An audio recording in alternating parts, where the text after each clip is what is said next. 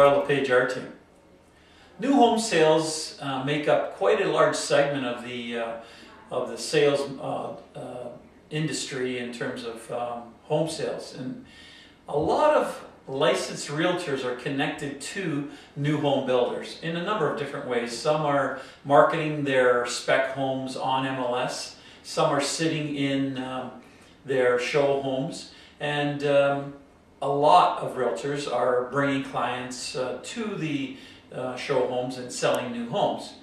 With that in mind, one thing you need to keep on top of is, especially if you're sitting in a show home, is not to have the consumer confused about whom you work for. A couple of issues. The first issue is the consumer needs to be aware of the fact that you're a licensed realtor and you're not an employee of the builder, if that's the case. If you are also an employee of the builder and a licensed realtor, well, then you've got some other concerns, and that's something you need to talk to your broker about. But in most cases, the licensed realtor is not an employee of the builder, and that has to be disclosed. And it has to be disclosed because the consumer needs to know whether they're in dual agency, whether they're in single agency. Those are issues that can become prevalent during that process. The important part of that is if the consumer is unaware and you are acting as an employee of the builder, even though you are not an employee of the builder, your insurance could in fact be void. And that's not something you want to be involved in.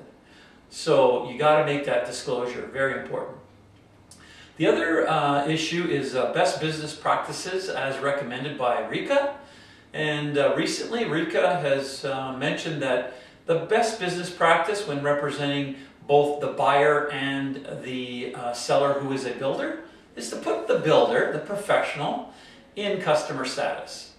And the reason for that is quite simple. The builder is making decisions on a business level. Your buyer is making decisions more on a personal level. And that's who needs your guidance. That's who you should be representing in terms of who to pick when you're representing both parties.